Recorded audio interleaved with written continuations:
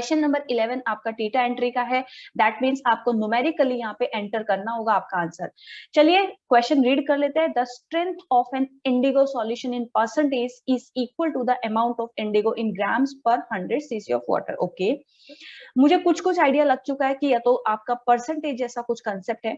800 cc bottles are fixed with indigo solution of strength। देखो यहाँ पे आपके पास में दो बॉटल्स है, दोनों का जो क्वांटिटी है वो है आपके पास, दोनों 800 cc की बॉटल्स हैं। एक का स्ट्रेंथ है 33% और इसका स्ट्रेंथ है 17%।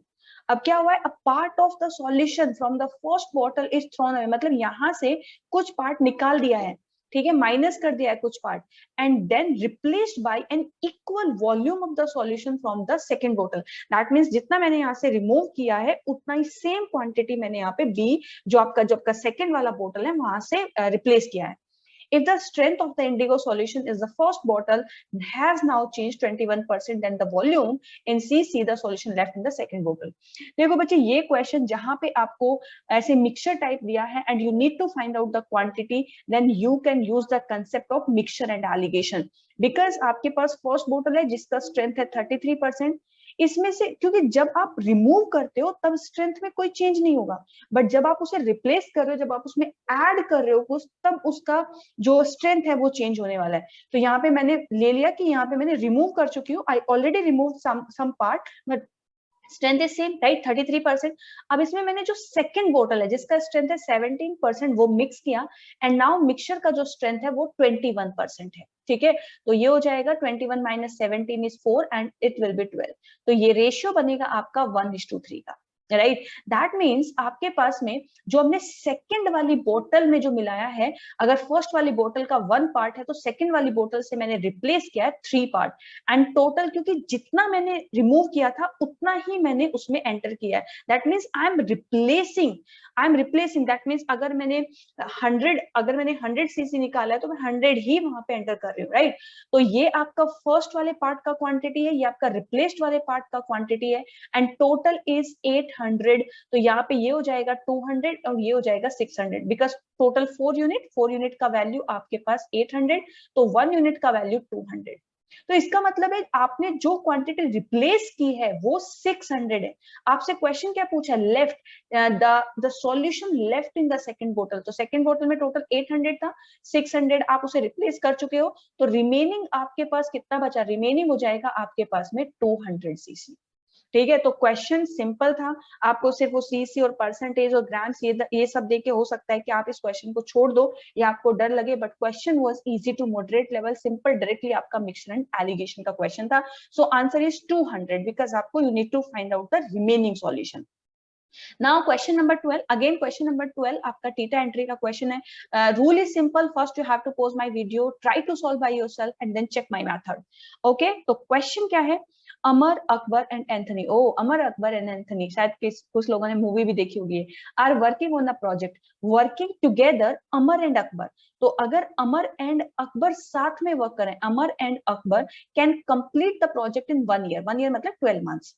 अकबर एंड एंथनी अगर साथ में वर्क करते हैं, they can complete in 16 months, and if Anthony and Amar are working together they can complete in 2 years. If this value are in months तो 2 इयर्स को भी मैं यहाँ पे 24।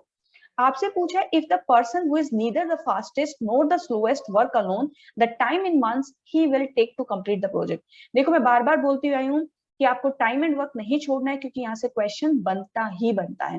बस आपको ये देखना है कि जो ना तो फास्टेस्ट है ना ही स्लोएस्ट है, अगर वो अकेला वर्क करे तो उसको कितना टाइम लगने वाला है। तो सिंपल रूल है, दिस इज टाइम, आप यहाँ पे वर्क, दैट मीन्स एलसीएम हो जाएगा आपके पास 48। तो एफिशिएंसी ये हो जाएगी आपके पास 4, ये हो जाएगी 3 और ये हो जाएगा आपके पास 2। टोटल 4, 3, 7 और 2, 9, but this is the total efficiency of 2 times of Amar, Akbar and Anthony, ठीक है। 2 से आप यहाँ पे डिवाइड करोगे तो इट विल बी 4.5।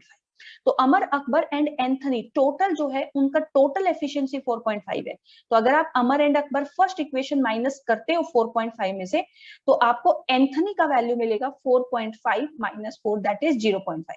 अगर आप सेकेंड इक्वेशन माइनस करते हो इस वाली इक्वेशन में से, अमर, अकबर एंड एंथनी, तो अकबर एंथनी माइनस किया तो अमर की वैल्यू आ जाएगी 4.5 माइनस 3, दैट इज 1.5। अगर आप यहाँ पे थर्ड इक्वेशन माइनस करते हो तो आपको अकबर की वैल्यू आ जाएगी, that is 4.5 minus 2, that is 2.5। आपसे पूछा है जो ना तो फास्टेस्ट है ना ही स्लोएस्ट है, तो बीच का वैल्यू, दैट मींस ये अमर की बात कर रहा है।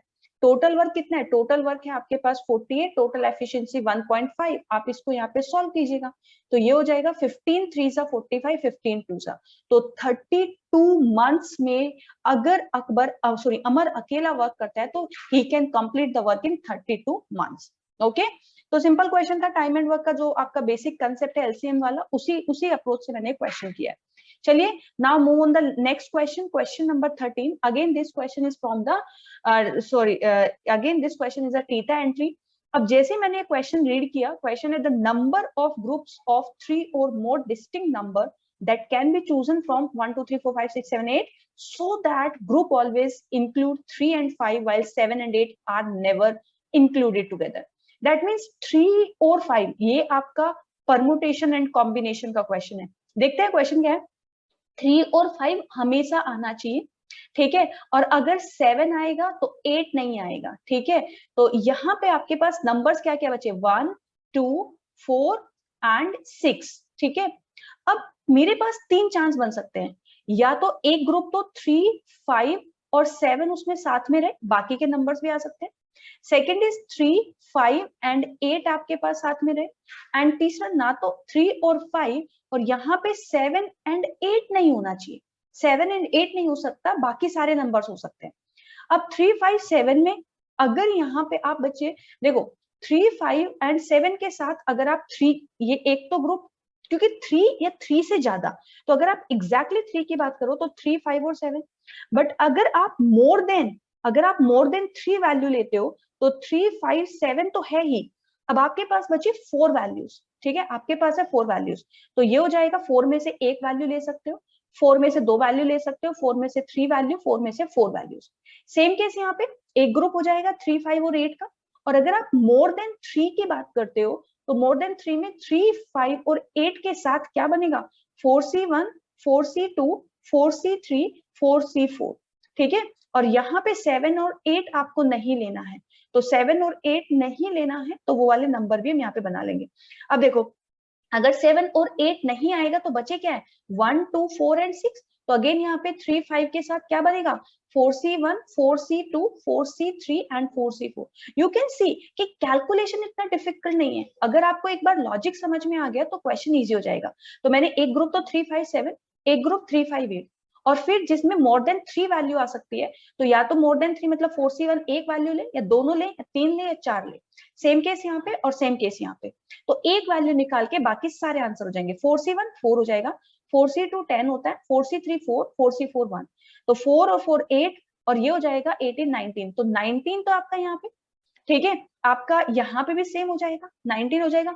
अच्छा 4C2 का वैल्यू, सॉरी 4C2 का वैल्यू 6 होगा ना, 4 इंटू 3 डिवाइड बाई 2, सॉरी हाँ 6 होगा ना, तो यहाँ पे ये 6, तो 6 4 10 4 15, 14 एंड 1 इज 15, तो यहाँ पे भी 15, दिस ऑल्सो 15, दिस ऑल्सो 15। तो अगर आप टोटल वैल्यू ऐड करते हो, एक वैल्यू तो बच्चे ये आपके पास में 1 प्लस 15, फिर एक वैल्यू आपके पास यहाँ पे 1, फिर 15 और फिर 15, तो 15 15 30 30 45 और 2 इज 47, तो आपका आंसर हो जाएगा 47। तो मैंने क्या किया, मैंने दो ग्रुप बनाए 3 3 के, 3 5 7 एक 3 5 8, फिर 3 5 7 के बाद 1 2 4 6 में से या तो एक आया, दो वैल्यू, 3 वैल्यू, 4 वैल्यू।